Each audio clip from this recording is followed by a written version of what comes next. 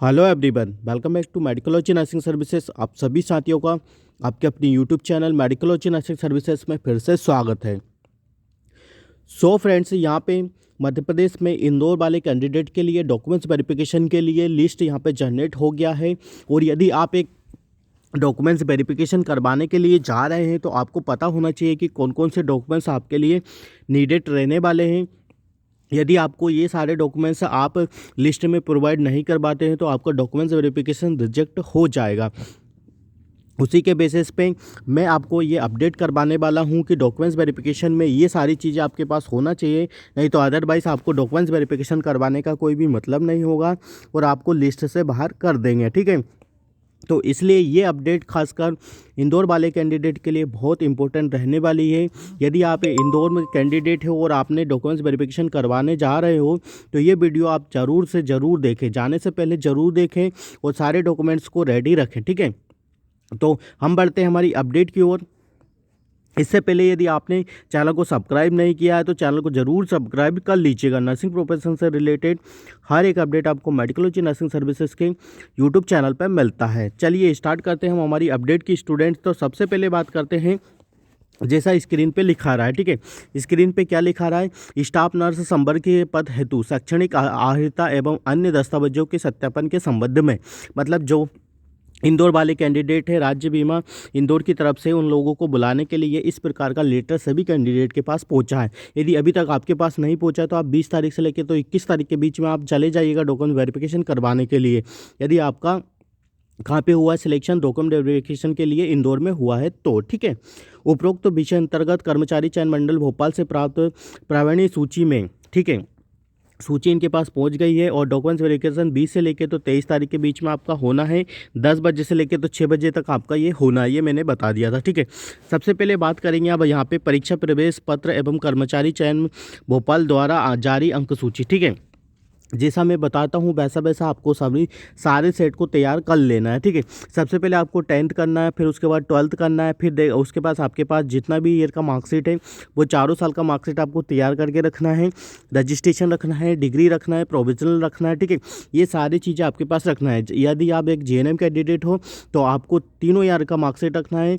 और यदि आप एक BSc कैंडिडेट हो तो आपको फोर्थ ईयर तक का मार्कशीट यहाँ पे रखना है। ठीक है, ये सारी पोस्ट वालों के लिए ज़रूरी नहीं है कि स्टाफ नर्स के लिए बता रहा हूँ, जितने भी बच्चे हैं सभी पोस्ट वालों के लिए एप्लीकेबल रहने वाला है। ठीक है, फिर इसके बाद क्या चीज़ें रहने वाली हैं प्रवेश परीक्षा में। ठीक है, प्रवेश परीक्षा मतलब जैसा आपने फॉर्म फिल किया होगा। ठीक है, फिर उसके बाद फॉर्म फिल करने के बाद आपके पास आपका एडमिट कार्ड आया होगा, फिर आपका रिजल्ट आया होगा, फिर जो आपको PDF देखने को मिला जिसमें आपका रजिस्ट्रेशन और जो आपको सिलेक्शन हुआ है। ठीक है, रजिस्ट्रेशन नंबर के साथ जो आपका सिलेक्शन हुआ है वो आपके पास होना चाहिए। ठीक है, तो 4 ये डॉक्यूमेंट्स आपके पास कंपलसरी ही होना चाहिए। ठीक है, ये MPSB की तरफ से ये डॉक्यूमेंट्स उनको नेसेसरी चाहिए, डैट मीन्स चाहिए। ठीक है, फिर नेक्स्ट चीज़ क्या रहने वाली है, जैसे यहाँ स्क्रीन पे दिखाई दे रहा हो। ठीक है, मध्य प्रदेश माध्यमिक शिक्षा मंडल एवं इस प्रयोजन हेतु मान्यता प्राप्त अन्य मंडल से जीव विज्ञान। ठीक है, आपके पास बायोलॉजी सब्जेक्ट होना चाहिए, नहीं तो अदरवाइज आपको यहाँ पे रिजेक्ट कर देंगे। ठीक है, 12th में क्या होना चाहिए, आपके पास बायोलॉजी सब्जेक्ट होना चाहिए। जनरल नर्सिंग पाठ्यक्रम मान्यता प्राप्त संस्था से डिग्री या डिप्लोमा। ठीक है, JNM हो सकता है या BSc नर्सिंग हो सकता है। ठीक है, मान्यता प्राप्त आपके पास रजिस्ट्रेशन भी होना चाहिए, मध्य प्रदेश का मूल निवासी होना चाहिए, संरक्षण अधिकारी द्वारा शासकीय सेवा हेतु जारी किया गया स्थायी प्रमाण पत्र आपके पास होना चाहिए। ठीक है, रोजगार कार्यालय का जीवित पंजीयन। जो बच्चे बोल रहे थे कि हमारा एक्सपायर हो गया है, नहीं, आपके पास एक्सपायर वाला रोजगार पंजीयन नहीं चलेगा, आपको रिन्यूअल करवाना पड़ेगा। ठीक है, चाहे आपके पास नंबर हो या ना हो, यह आपकी गलती है कि आपने उसको कहाँ फेंक दिया, आपने नंबर आपके बंद कर दिया है। आपको ये चीज़ें इतना लापरवाही कैसे कर सकते हो आप लोग, ये आपको समझना पड़ेगा। ठीक है, नहीं तो आप लोग रिजेक्ट हो जाओगे। ठीक है, 2001 के बाद यदि आपकी अधिक संतान है, 2 से अधिक संतान है, तो आपको एफिडेविट बनवाना है। तहसील या कलेक्टर से आप एक एफिडेविट बनवा सकते हो जिसमें आप अपना मेंशन करना है कि हमारे पास 2 या 2 से अधिक संतानें हैं, तो उसके लिए यहाँ पे आपको देखने को मिलेगा। और साथ में उसको नोटरी भी करवाना है, वकील से एफिडेविट करवा के कंप्लीट साइन करवा के देना है। ठीक है, शासकीय सेवा में कार्यरत उम्मीदवारों द्वारा नियुक्तों का प्रपत्र। ठीक है, ये क्या है, ये एक्सपीरियंस सर्टिफिकेट आपसे मांगा गया है। जो बच्चे संविदा वाले हैं उन लोगों को यहाँ पे एक्सपीरियंस सर्टिफिकेट देना है, मतलब देना है। 5 साल का मांगा है तो 5 साल का ही होना चाहिए, 4.9 वाला भी नहीं चलेगा, ठीक है। ये चीज़ ध्यान रख लीजिएगा, नहीं तो रिजेक्ट कर दिया जाएगा, ठीक है। ईडब्ल्यूएस सर्टिफिकेट आपके पास होना चाहिए और वैलिड ईडब्ल्यूएस सर्टिफिकेट होना चाहिए, एक्सपायर्ड ईडब्ल्यूएस सर्टिफिकेट नहीं होना चाहिए, ठीक है। चरित्र सत्यापन की प्रतीक्षा में शपथ पत्र, ठीक है। चरित्र आपका, या आप तो पुलिस वेरिफिकेशन करवा सकते हो, पुलिस से सर्टिफिकेट ले सकते हो, विद इन डेज में आपको सर्टिफिकेट भी मिल जाएगा, विद इन हावर्स में भी मिल जाता है, ठीक है। ये चीज़ है। यदि आपको चरित्र वेरिफिकेशन करवाना है तो आपके नियर या डेरेस्ट कोतवाली से आप अपना चरित्र वेरिफिकेशन करवा सकते हो। अदरवाइज क्या कर सकते हो, एफिडेविट से भी अपना चरित्र वेरिफिकेशन आप करवा सकते हो। कलेक्टेड है या तहसील से आप अपना चरित्र वेरिफिकेशन करवा सकते हो, ठीक है। और निर्धारित तिथि एवं उपस्थित होने पर अनियुक्त नीति का अस्वीकार समाप्त हो जाएगा, ठीक है। जैसा मैं बोल रहा हूँ, ये इंपॉर्टेंट लाइन है आपके लिए। यदि आप 23 तारीख के बाद जाओगे तो डॉक्यूमेंट वेरिफिकेशन करवाने के लिए आपको लिस्ट से बाहर कर देंगे, ठीक है। 20 से लेके तो आपको पास 23 तक आपको जाना है, ठीक है। इन बिटवीन यदि नहीं जाओगे तो आपको डॉक्यूमेंट्स वेरिफिकेशन को यहाँ से रिजेक्ट कर दिया जाएगा, ठीक है। क्या कर दिया जाएगा, डॉक्यूमेंट्स वेरिफिकेशन को यहाँ से रिजेक्ट कर दिया जाएगा, ठीक है।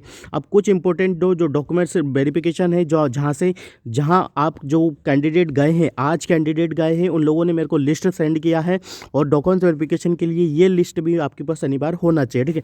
जैसा मैं बता रहा हूँ वैसे वैसे फॉलो करना है, क्योंकि बहुत इंपॉर्टेंट इन्फॉर्मेशन रहने वाली है। आपका एक डॉक्यूमेंट्स आपका सिलेक्शन रोक सकता है, ठीक है। सबसे पास पहले आपको 10th का मार्कशीट होना चाहिए, ठीक है। फिर उसके बाद आपके पास 12th का मार्कशीट होना चाहिए और वो भी बायोलॉजी सब्जेक्ट से होना चाहिए। यदि बायोलॉजी सब्जेक्ट नहीं है तो आपको रिजेक्ट कर देंगे, ठीक है। ये चीज़ आप एक ध्यान में रखिएगा, ठीक है। बायोलॉजी सब्जेक्ट नहीं होगा तो आपको क्या करेंगे, रिजेक्ट कर देंगे। जनरल नर्सिंग कोर्स होना चाहिए, ठीक है। जनरल नर्सिंग कोर्स मतलब यदि आपने बात जीएनएम हो या बीएससी कैंडिडेट हो तो ये होना चाहिए, और इनका सारा ईयर का मार्कशीट आपके पास अटैच होना चाहिए। फर्स्ट ईयर से लेकर तो 3rd ईयर और 4th ईयर तक का मार्कशीट आपके पास होना चाहिए। और एमपीएनआरसी का registration certificate, valid registration certificate आपके पास होना चाहिए। जाति प्रमाण पत्र होना चाहिए, ठीक है। और जाति प्रमाण पत्र होना है, और ये सारे जाति प्रमाण पत्र जो भी है हमें बता रहा हूँ आपके पास डिजिटलिस होना चाहिए, ठीक है। डिजिटल वाले जाति प्रमाण पत्र आपके पास होना चाहिए, ठीक है ना। पुराने जाति प्रमाण पत्र जो पुराने हैं वो नहीं चलेंगे, आपके पास डिजिटल होना चाहिए, नहीं तो आप लोगों को प्रॉब्लम हो सकता है, ठीक है। क्रिमिलियर सर्टिफिकेट आपके पास होना चाहिए, मतलब आपका जो आय सर्टिफिकेट है वो 8 लाख से ऊपर का नहीं होना चाहिए। यदि वो है, आपका जो आय है वो 8 लाख से ऊपर है, तो आपके पास ये सर्टिफिकेट आपके पास होना चाहिए। ईडब्ल्यू सर्टिफिकेट आपके पास होना चाहिए, वैलिड ईडब्ल्यू सर्टिफिकेट आपके पास होना चाहिए, इनकम सर्टिफिकेट आपके पास होना चाहिए, ठीक है। इनकम सर्टिफिकेट आपके पास होना चाहिए, और एक पुलिस वेरिफिकेशन का कोड भी यहाँ पे लेके जाना है, या आपका कोई क्रिमिनल रिकॉर्ड है या नहीं है ये भी आपको लेके जाना है, ये भी आपको लग सकता है, ठीक है। ध्यान देना है, आपको वेरिफिकेशन करवाने से पहले ये सारे डॉक्यूमेंट्स आपको होना चाहिए, ठीक है। यह नहीं कि आप ओनली डॉक्यूमेंट्स वेरिफिकेशन करवाने के लिए गए और चले गए और फिर वहाँ पर प्रॉब्लम हो गया कि ये डॉक्यूमेंट्स नहीं है, वो डॉक्यूमेंट्स नहीं है, फिर आपको याद आएगा कि हमको मेडिकलॉजी नर्सिंग सर्विसेज का व्हाट्सअप ग्रुप और जो यूट्यूब चैनल है उसको देख लेना चाहिए था, ताकि आपको कोई रिग्रेट ना हो। इसलिए बोल रहा हूँ कि जितने भी कैंडिडेट का सिलेक्शन हुआ है ये वीडियो ज़्यादा से ज़्यादा बच्चों को आप पहुँचा दीजिए, हो सकता है आपकी वजह से उन लोगों का भला हो जाए, ठीक है। नेक्स्ट क्या है, इनकम सर्टिफिकेट आपके पास होना चाहिए। जैसा मैं बोल रहा हूँ आय, यदि आपका आय 8 लाख से ऊपर है तो क्रिमिनल सर्टिफिकेट आपके पास होना चाहिए। मध्य प्रदेश का मूल निवासी होना चाहिए। रोजगार का जीवित पंजीयन, जीवित बार बार बोल रहा है स्टूडेंट्स, तो जीवित पंजीयन निर्माण का मतलब होता है आपका जो रोजगार पंजीयन है वो एक्सपायर्ड नहीं होना चाहिए। ये चीज़ ध्यान में रखनी है, यदि एक्सपायर्ड डॉक्यूमेंट सर्टिफिकेट लेके जाओगे तो यू विल बी रिजेक्टेड, ठीक है।